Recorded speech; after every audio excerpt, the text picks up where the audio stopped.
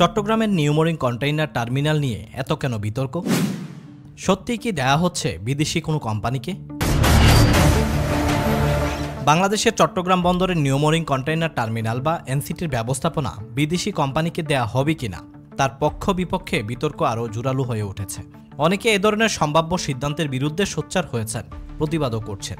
বিগত আওয়ামী লীগের আমলে এই টার্মিনাল ব্যবস্থাপনার দুবাই ভিত্তিক একটি বিদেশি কোম্পানিকে পাবলিক প্রাইভেট পার্টনারশিপ অর্থাৎ পিপিপি কর্তৃপক্ষের মাধ্যমে দেয়ার যে প্রক্রিয়া শুরু হয়েছিল সেটি এখন অন্তর্বর্তীকালীন সরকারের আমলে আবার গতি পেয়েছে। এমন খবরে অনেকে এর বিরুদ্ধে সোচ্চার হচ্ছেন। যদিও পিপিপি কর্তৃপক্ষের প্রধান নির্বাহী কর্মকর্তার কার্যালয় জানিয়েছে এ নিয়ে একটি সমীক্ষা এখন চলছে। নিউমরিং কন্টেইনার টার্মিনাল পিপিপি পদ্ধতিতে বাস্তবায়নের বিষয়ে আন্তর্জাতিক খ্যাতিসম্পন্ন প্রতিষ্ঠানের মাধ্যমে সম্ভাব্য সমীক্ষার কাজ চলমান রয়েছে। সম্ভবত সমীক্ষায় প্রাপ্ত সুপারিশের ভিত্তিতে সরকার এ বিষয়ে সিদ্ধান্ত গ্রহণ করবে। লিখিত জবাবে সংস্থাটি এমনটি জানিয়েছেন।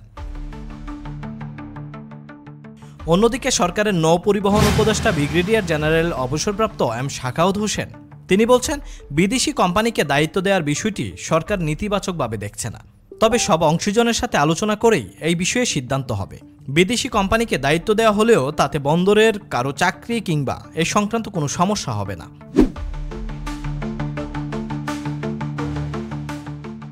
এদিকে যারা এর বিরুদ্ধে অবস্থান নিয়েছেন তাদের বক্তব্য হলো, নিউমরিং টার্মিনালটি সুপার স্ট্রাকচার সমৃদ্ধ একটি আন্তর্জাতিক মানের টার্মিনাল এবং এটি সক্ষমতার চেয়ে বেশি সেবা দিতে সক্ষম হয়েছে গত বছরেও। আবার এটি সম্প্রসারণের সুযোগও নেই। ফলে এই টার্মিনালে আর নতুন করে বিনিয়োগের কোনো সুযোগ নেই বলেও তারা মনে করেন। এখন প্রশ্ন হলো, সত্যি কি দেওয়া হচ্ছে বিদেশি কোম্পানিকে? প্রধান উপদেষ্টা অধ্যাপক মোহাম্মদ ইউনূস ও তার প্রেস সচিব শফিকুল আলম সাম্প্রতিক সময়ে বন্দর নিয়ে যেসব বক্তব্য দিয়েছেন তা থেকে অনেকে ইঙ্গিত পাচ্ছেন যে নিউমরিং টার্মিনালের ব্যবস্থাপনার দায়িত্ব বিদেশি প্রতিষ্ঠানকে দেওয়া হচ্ছে। বন্দরের বিভিন্ন পর্যায়ের কর্মকর্তাদের সাথে আলাপ করে যে ধারণা পাওয়া গেছে তাতে সংযুক্ত আরব আমিরাতের ডিপি ওয়ার্ল্ড নামক একটি প্রতিষ্ঠানকে সরকারি বেসরকারি অংশীদারিত্বের পিপিপির মাধ্যমে G2G ভিত্তিতে টার্মিনালটি পরিচালনার ভার দেওয়া হতে পারে। গত আওয়ামী লীগ সরকারের আমলেই তাদের এই টার্মিনাল দেওয়ার প্রক্রিয়া শুরু হয়েছিল, কিন্তু গত কয়েক বছরেও সেটি তারা চূড়ান্ত করতে পারেনি। এখন বর্তমান সরকার ক্ষমতায় আসার পর ওই প্রতিষ্ঠানটির সাথে আলোচনা আবার গতি পেয়েছে। আবার এই টার্মিনালকে নিয়ে আলোচনা বেশি হওয়ার মূল কারণ হলো এটি চট্টগ্রাম বন্দরের 4টি টার্মিনালের মধ্যে সবচেয়ে বড়, যেখানে একসাথে 4টি সমুদ্রগামী জাহাজ ভিড়তে পারে। আবার এর সাথে স্বয়ংক্রিয় ক্রেন থাকায় দ্রুত গতিতে কন্টেইনার উঠানো ও নামানো যায়। অন্যদিকে বন্দরের হিসাবে গত বছর লক্ষ্যমাত্রার চেয়ে 3 লাখ কন্টেইনার বেশি উঠানো হয়েছে এই টার্মিনালে। গত বুধবার চট্টগ্রাম গিয়ে এই টার্মিনাল পরিদর্শন করেন সরকারের প্রধান উপদেষ্টা অধ্যাপক মোহাম্মদ ইউনূস।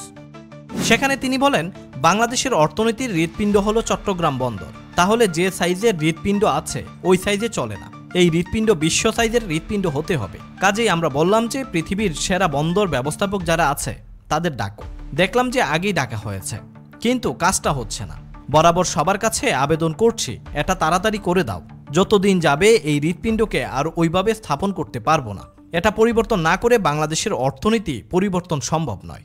ওই অনুষ্ঠানে প্রধান উপদেষ্টা জানান যে তিনি নৌ পরিবহন উপদেষ্টাকে বলেছেন, যারা বন্দরের ব্যবস্থাপনায় অভিজ্ঞ, পৃথিবীর সেরা যারা, তাদের দিয়ে এই কাজ করতে হবে যেভাবেই হোক। তারও আগে চলতি মাসের শুরুতেই চট্টগ্রাম সার্কিট হাউসে এক সংবাদ সম্মেলনে প্রধান উপদেষ্টার প্রেস সচিব শফিকুল আলম বলেছিলেন, বন্দরের দক্ষতা বাড়াতে তারা বিশ্বের সেরা ও অভিজ্ঞ বন্দর ব্যবস্থাপনা কোম্পানিগুলোর সঙ্গে আলোচনা করছেন।